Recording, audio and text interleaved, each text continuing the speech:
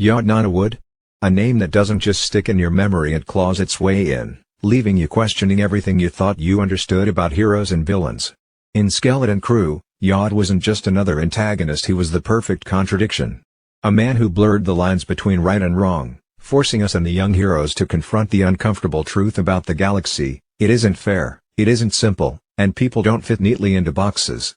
The journey of them, Fern, Neil, and KB was about more than surviving the galaxy.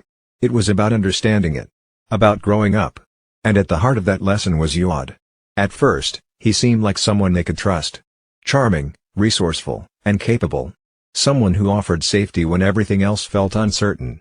That's how he got close. That's how he earned their trust. But when the mask fell, when his true motives were revealed, the betrayal wasn't just shocking, it was personal. And that's what made it hurt so much. Think about Vim. He believed in the good in people. In heroes. In the stories of Jedi and noble acts of courage. But Nawood shattered that belief. He showed Vim that trusting blindly can lead to pain. Remember when Vim yelled, "How come I'm always wrong about who's the good guy?" That wasn't just frustration. That was heartbreak. It was a moment of realization that the galaxy doesn't work the way he thought it did. Then there's Fern. Fern didn't trust easily. From the start, she questioned Nawood, doubting his intentions while the others gave him the benefit of the doubt. Her guarded nature was a shield, one she'd built to protect herself. But over time, Fern learned that not everyone is out to hurt her. That sometimes, you have to take a leap of faith. She didn't just learn to trust others, she learned to trust herself. And KB. Oh, KB's arc was something else. The fear of being left behind, the feeling of being underestimated, it was written all over her. Nawood's actions forced her to step up, to find a voice she didn't know she had. She went from being the quiet observer to someone who could stand tall and make herself heard. And Neil, gentle, kind Neil. His pacifism was his defining trait. He didn't want to fight, didn't want to hurt anyone. But Nawood made him realize that sometimes, standing up for what you believe in means being brave enough to take action. The truth is, Nawood was more than just a villain. He was a mirror. He showed the kids and us what happens when you let the galaxy break you. He wasn't evil for the sake of it. He wasn't a monster. He was a survivor. Someone who had clawed his way through life, one painful step at a time. Do you remember his speech in episode 6? The one about being hungry? That speech wasn't just about food or survival, it was about desperation.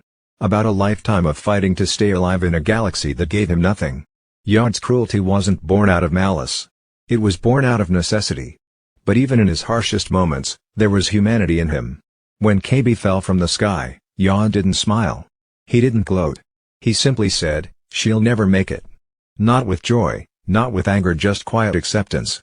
It wasn't what we expect from a villain. But that's because Nawood wasn't a typical villain. And that's exactly why he was the antagonist this story needed. If Nawood had been redeemed, it would have undermined everything. It would have turned the story into something simple, something easy to digest. But Skeleton Crew didn't take the easy route. Nawood wasn't there to be redeemed.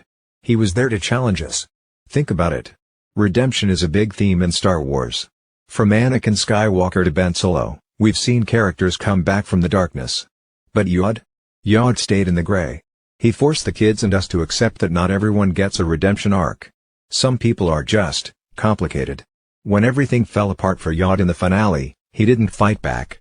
He didn't lash out. He simply gave up. Because deep down, he knew. He wasn't going to win. And in that moment, we saw the real Nawood, not the manipulator, not the villain, but the man who had been broken by the galaxy. And yet, even after everything, Vim called out to him. Nawood.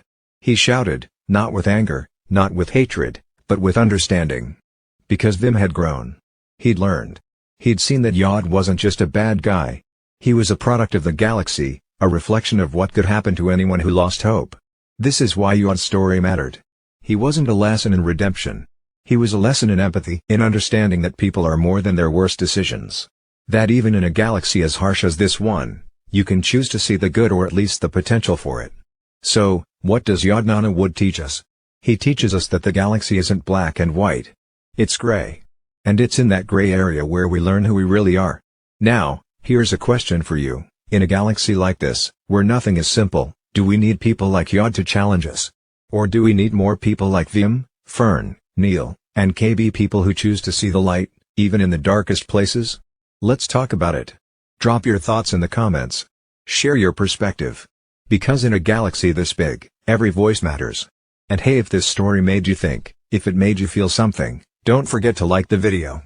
Subscribe for more deep dives into the galaxy far, far away. And remember, wherever there's darkness, there's light waiting to be found. All you have to do is look for it.